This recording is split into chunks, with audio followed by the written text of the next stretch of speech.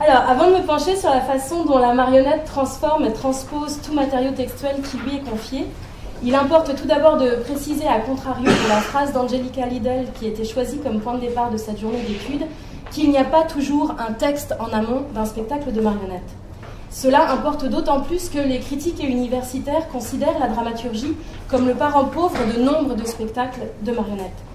Ce constat est hélas vrai, mais peut parfois emmener certaines et certains à confondre dramaturgie et présence d'un texte dramatique, comme si la présence de celui-ci était garante de la qualité de celle-là, et surtout comme si l'absence d'un texte équivalait à l'absence de dramaturgie. Or, il est impératif de garder à l'esprit à quel point la marionnette peut aisément se passer de texte et de paroles pour mieux saisir les enjeux de sa façon singulière d'éclairer et de déplacer le texte lorsqu'elle choisit de s'en emparer. Et si je la rends ici sujet de ce choix, c'est bien parce qu'elle contrarie souvent celui que le ou la metteur en scène avait fait pour elle. Comme l'écrit la professeure et chercheure Dacia N. Posner, les marionnettes sont généralement vues comme des êtres inanimés qui se contentent d'imiter l'intentionnalité humaine et sont dénués de toute agentivité. Or, souligne-t-elle, l'un des refrains les plus connus parmi les marionnettistes est à quel point, au contraire, la marionnette est ingouvernable, je traduis ainsi unruly, et fait des choses bien différentes de ce que l'on avait imaginé et tenté de lui imposer. En somme, mieux vaut écouter ce qu'elle propose si l'on souhaite interpréter par son entremise. Il me faut donc insister sur la richesse et la diversité des créations qui font appel à la marionnette et se passent de toute forme de texte, que ce soit dans la pièce finale ou dans son processus de réalisation. Des frêles silhouettes photoluminescentes de Félix Boisvert évoluant dans un univers qui n'est que musique, aux apparitions fugaces d'Étienne Saglio, maître de la magie nouvelle, en passant par les ballets aériens de plastique de Pia Ménard, la scène contemporaine regorge de dramaturgie sans texte, qui n'en sont pas moins visuellement et émotionnellement puissantes. Bien des artistes sont attirés par la marionnette précisément pour sa capacité à créer des univers complexes en se passant de mots. Nombre d'artistes élaborent en effet leur dramaturgie en explorant, le plus souvent sous forme d'improvisation, la présence au plateau des personnages, objets et décors, les signes que leur organisation spatiale et leur mouvement envoient au public, et la tension dramatique créée par ces seuls éléments. Cette dramaturgie ne repose alors le plus souvent pas sur une narration, ni sur un déroulement linéaire d'événements, mais sur des associations de signes à relier et interpréter, ce qui a fait dire à certaines et certains que la marionnette était post-dramatique avant même que ce concept soit proposé et analysé par Hans Tiesleyman. Ces artistes puisent dans ce matériel scénique et l'organisent en fonction des thématiques qui y apparaissent. Le spectacle naît alors de ce processus qui met au jour le propos en même temps que la forme. Dans une dramaturgie visuelle analysée avec finesse par Eric Bass, directeur du Sunglass Theatre, dans son texte Visual Dramaturgy, Some Thoughts for Puppet Theatre Makers. Ce dernier rappelle par ailleurs que ce qui fait la matière de ce théâtre, c'est précisément la matière elle-même. Celle qui compose la marionnette, ou dont celle-ci émerge, parfois pour un temps seulement.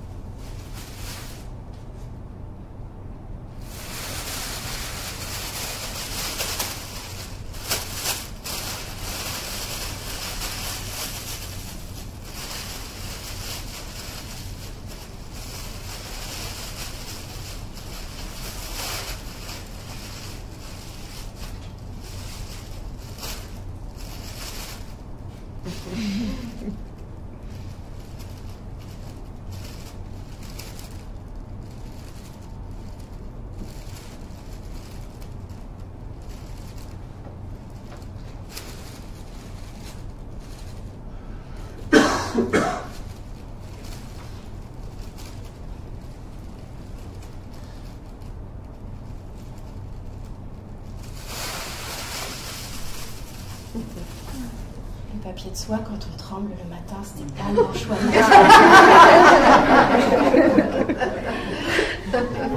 Ce rapport omniprésent à la matière place le public dans une logique de projection et de sensation qui fait appel au corps de chacune et chacun comme porteur d'expériences physiques et psychiques singulières.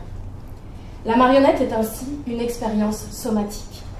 Nombre d'artistes de cirque et de chorégraphes ont d'ailleurs reconnu sa capacité à enrichir leur manière de raconter par le geste grâce à ses puissantes résonances métaphoriques, à l'immédiate empathie kinesthésique qu'elle génère et à son potentiel de transformation. Si toutes les propositions scéniques faisant appel à la marionnette ne s'appuient donc pas sur un texte, qu'il soit préexistant ou écrit pour elle au plateau, il me semble néanmoins fort intéressant d'analyser les modalités selon lesquelles la marionnette peut s'emparer de textes très divers, pensés pour le théâtre ou non. Autrement dit, qu'est-ce que la marionnette fait au texte et comment celui-ci lui répond-il en retour? Nous avons déjà vu l'ancrage de la marionnette dans la matière et la façon dont sa présence joue de cette double nature de personne et de chose, ce que le chercheur et artiste Steve Tillis appelle double vision, car c'est grâce au regard du public que ces deux pôles coexistent pleinement.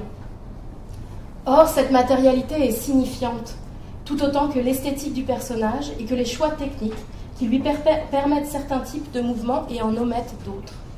L'ensemble de ces facteurs transforme la réception du texte. À propos du travail de conception des segments, articulation et contrôle des marionnettes, Basil Jones analyse le travail de son collaborateur et mari Adrian Kohler, principal concepteur et constructeur des marionnettes de la Handspring Puppet Company qu'ils ont fondée ensemble à Cape Town en Afrique du Sud. Kohler, écrit Jones, intègre dans chaque personnage la grammaire des signes qu'il sera capable de communiquer. His design built into the puppet the semiotic grammar of which it would be capable.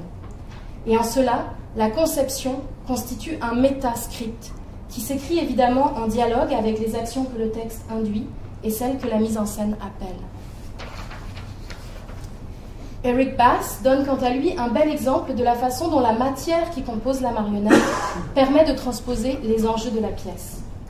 Si le dialogue évoque le fait de voler, est-ce que la marionnette peut être faite de pierre, suggérant ainsi la lourdeur, de façon à ce que nous nous projetions de façon accrue dans son besoin de s'envoler? Les limitations et les propriétés physiques de la pierre participent donc du sens et poussent le public à investir son attention et son empathie dans les aspirations du personnage. L'artiste française Élise Vigneron utilise avec force cette portée signifiante de la matière lorsqu'elle adapte le roman d'Henri Beauchot, Édipe sur la route. Dans une scénographie faite d'eau en transformation, de la glace à la vapeur, elle interprète pieds nus une Antigone qui vient en aide à un Édipe lui aussi de glace. Au fil du spectacle, à mesure que le roi déchu se déleste du poids des assignations, il fond et se mêle progressivement à son environnement. La poésie de Beauchot, le magnifique récit de cette errance qui est d'abord une fuite, puis devient une quête d'un rapport renouvelé à la nature et à soi, trouve là une traduction scénique puissante et évocatrice. Dans le cas du théâtre d'objet, cette matérialité signifiante se double de la fonction usuelle de l'objet, c'est-à-dire ce à quoi il sert au quotidien, et de son absence d'unicité, puisqu'il n'est un des exemplaires d'une suite d'objets identiques produits en masse, qu'il s'agisse de bibelots manufacturés, de nourriture ou d'artefacts au rebut. Ces caractéristiques viennent aussi modifier sensiblement la réception du texte et de l'action dramatique. L'usage d'un grain de couscous, choisi parmi des milliers d'autres pour représenter un empereur dans le spectacle de Simon Moers Sous la neige qui tombe, permet par exemple, sans qu'il soit besoin de rien ajouter, de dénoncer le caractère arbitraire du pouvoir et comment il crée de façon fictive une hiérarchie entre des vies qui devraient être également considérées. Parce que la marionnette, au travers de ses corporéités multiples et mouvantes, donne à voir avec une certaine immédiateté tout un réseau de signes, le texte peut s'avérer de trop. Comme l'écrit Bass, « Images have the power to stand alone as dramatic storytelling ». Et il importe de ne pas annuler par la redondance la tension dramatique créée entre ce que l'on donne à voir et ce que l'on donne à entendre, entre monstration et narration. Or, bien souvent, cela amène une certaine difficulté dans la collaboration entre marionnettistes et autrices ou auteurs dramatiques. Comme le disent Francis Monti et Olivier Ducas, les directeurs artistiques de La Pire Espèce à Montréal, l'écriture pour ce type de théâtre se doit d'être réactive. Ce n'est pas de son intériorité que l'auteur part. La marionnette peut Pardon. Il y a une dimension collective dès l'écriture. Sinon, les marionnettistes peuvent vivre le texte comme une contrainte qui limite leur capacité de création. Mais de leur côté, les auteurs et autrices peuvent se sentir trahis par la nécessité qu'engendre la marionnette de couper de façon parfois assez radicale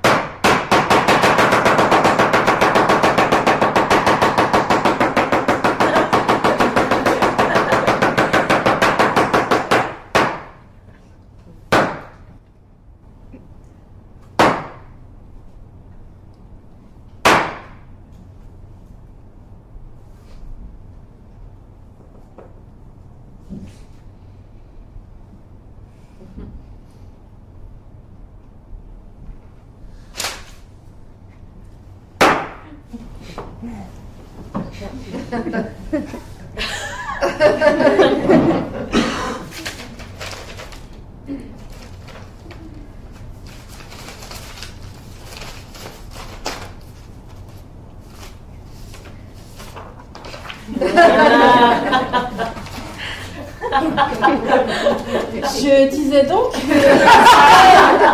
et autrices peuvent parfois se sentir trahis par la nécessité qu'engendre la marionnette de couper de façon parfois assez radicale dans leur texte. Qui plus est, outre cette nécessité de réduire le texte pour maintenir une économie juste entre le dire et le montrer, la marionnette amène à décentrer l'attention du texte écrit vers ce que Jones appelle le texte haptique. J'aimerais d'ailleurs faire la proposition suivante, à savoir que non seulement la marionnette est une expérience somatique, comme je le disais, mais la marionnette somatise la parole. En effet, lorsque l'on veut que la marionnette parle, c'est-à-dire que le public attribue au personnage marionnettique l'énonciation d'un texte, l'une des règles de base est de synchroniser la voix de l'interprète et le mouvement de la marionnette. C'est ce que l'on appelle phraser le texte. En d'autres termes, pour que la parole puisse être sienne, la marionnette doit la mettre en corps comme un acteur peut la mettre en voix. Il lui faut faire corps du texte.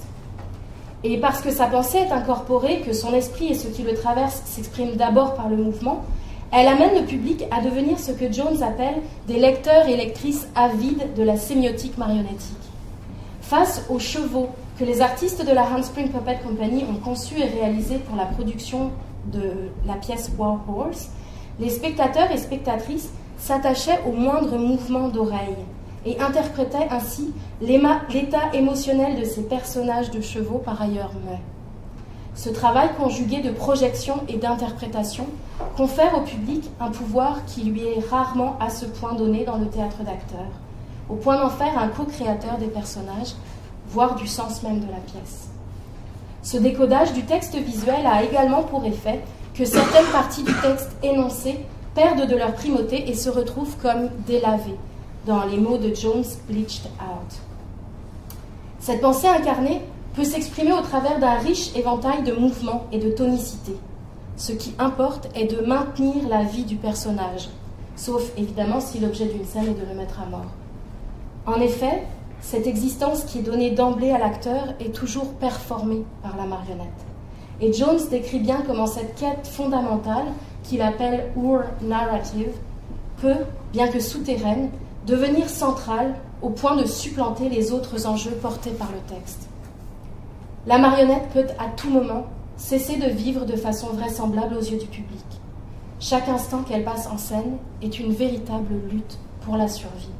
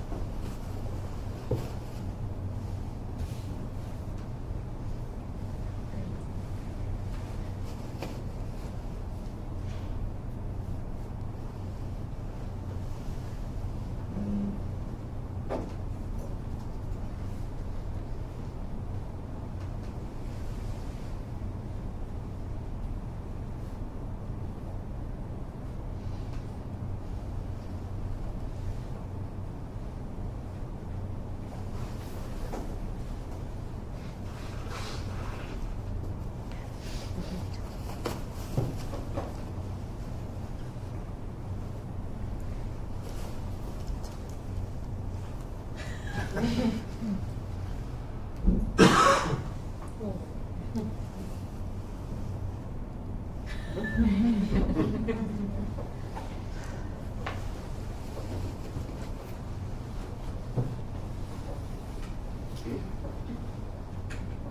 parle de quoi? De ta lutte pour la survie et du micro-mouvement. Tu pouvais pas demander ça à la chauffe plutôt? Non, je suis sûre que tu vas être beaucoup plus convaincant. Attends, regarde. C'est cette partie-là.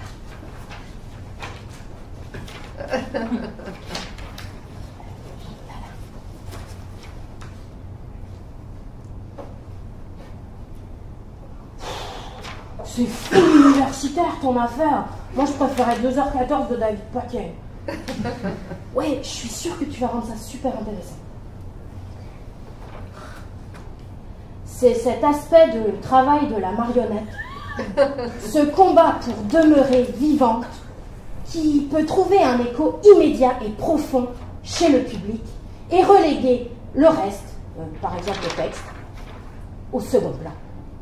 C'est ce qui fait que de petits gestes quotidiens, des micro-mouvements tels que la respiration, par exemple, peut prendre une dimension véritablement épique.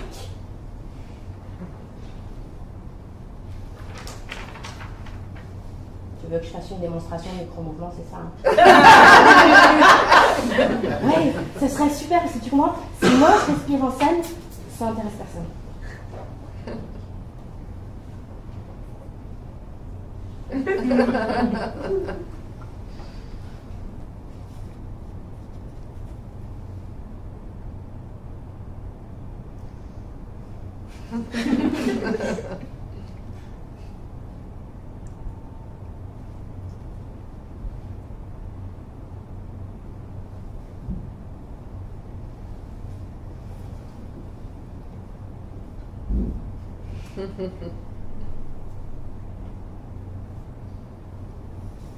Ah, j'ai repensé à un truc.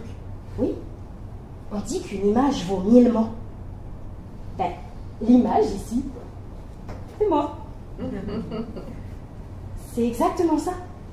Merci. Quoi? Attends, non, attends. Je peux lire des trucs encore, attends, je peux continuer. Écoute, la marionnette, et je cite encore Jones, l'incarnation manifeste de notre combat pour vivre, être humain, agir. C'est exactement ça. Merci, t'as exprimé ça vraiment mieux que j'aurais pu le faire. Alors tu vas me ranger, hein, c'est ça.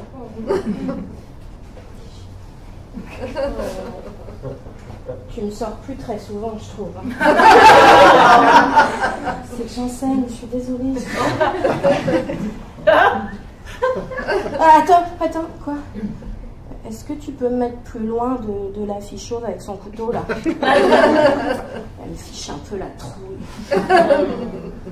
C'est un peu trop...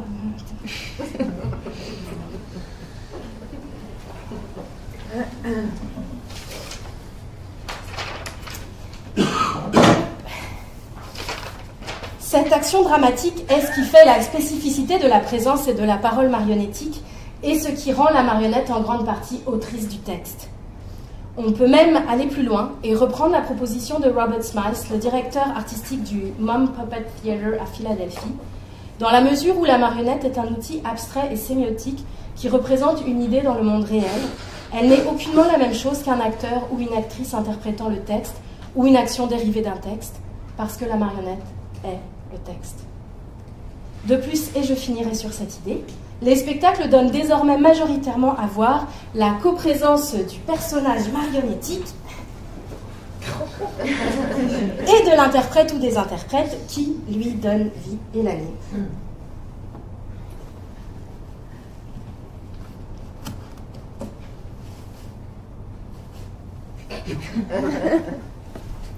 Ce faisant, ces spectacles inscrivent la parole dans une structure enchâssée qui transforme le statut même de l'énonciation. La marionnette est, de façon visible, agie par d'autres. On lui parle au travers. Mais comment ça, on lui parle au travers? Qu'est-ce que c'est que cette histoire? Tu veux dire que ce n'est pas moi qui parle? Et disons que ça laisse l'espace d'en douter. Donc ma pensée ne serait pas ma pensée. Mais alors, qui a autorité ici? Qui êtes-vous en train d'écouter? Êtes-vous encore en train d'écouter?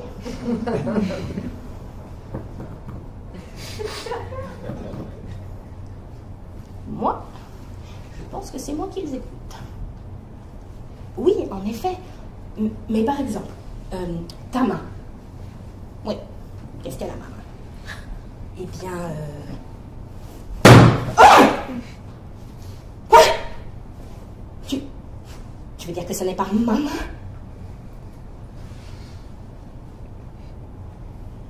Ce serait ta main? Eh bien, disons qu'on la partage. Tu vois? Comme la parole, finalement. Mais ça c'est formidable. C'est formidable parce que ça laisse un magnifique et fantastique espace d'interprétation au public, tu comprends? C'est comme un doute fondamental sur... Mais je ne veux pas, moi, laisser de place au doute. Je parle, donc je suis.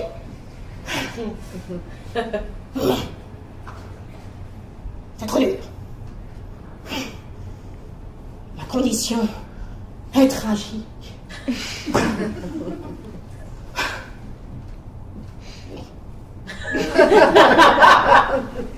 Adieu.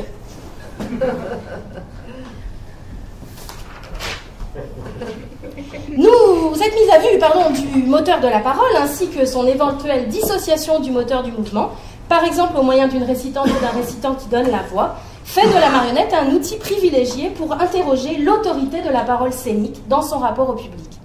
Nous avons vu de façon évidemment rapide et non exhaustive comment la marionnette peut transformer sensiblement l'appréhension que le public peut avoir d'un texte, y compris celui de cette communication. Nous avons fait voilà, je finis donc en conclusion. Les propositions marionnettiques contemporaines ont généralement pour point commun, selon des modalités toujours différentes et singulières, de faire voler en éclats la centralité du texte théâtral et son statut de détenteur du sens. Toutes les composantes du spectacle peuvent alors agir à égalité et devenir des signes qu'il appartient en grande partie au public de relier et d'interpréter, et ce de façon plus radicale encore que dans le théâtre d'acteurs post-dramatiques. Merci.